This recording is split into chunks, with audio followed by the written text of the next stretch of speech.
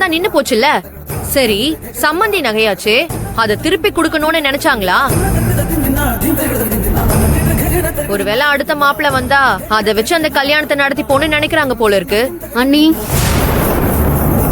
மகா கொஞ்சம் அமைதியா இருமா. இந்த வேகத்துக்கு ஒண்ணும் குறைச்சல் இல்ல.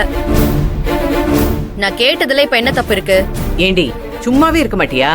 உன்னை வச்சுக்கிட்டு என்ன பண்றதுன்னே எனக்கு தெரியல வெண்ணிலா. மா, நான் கேட்டதுல என்ன தப்பு கண்டுபிடிச்ச நீ? நீ கேட்டதுல ஒண்ணும் தப்பு இல்லம்மா. பேசி முடிச்சிட்டு நகையை எடுத்து கொடுக்கலான்னு இருந்தேன். அதுக்குள்ள வெண்ணிலா கேட்டுட்டா. சம்பந்தியம்மா, நீங்க கொடுத்த நகையை திருப்பிட்டோம், இந்தாங்க.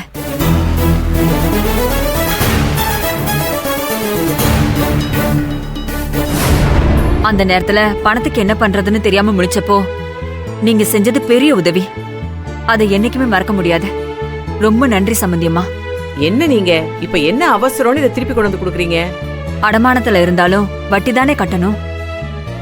அதோட நகையை திருப்பி கொடுக்கறதானே முறை. வெண்ணிலா, பாத்தியா, ஏதோ வாய்க்கு வந்தபடி பேசுனிய. இப்ப என்ன சொல்லுவ? நகையை அம்மா கொடுத்திருக்காங்க.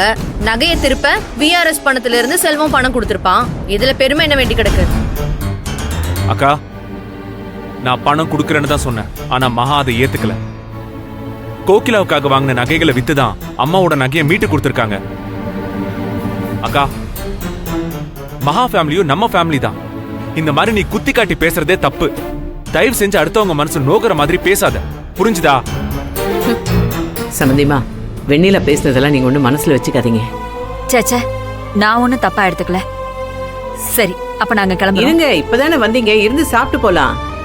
இல்ல, வீட்ல கோகிலா தனியா இருப்பா. இல்லனா கூட இருக்கலாம். நாளை காலையில எல்லாரும் கோயிலுக்கு வந்துருங்க. போயிட்டு சரி சம்பந்தியமா, வரோம். போயிட்டு வா. சரி வா.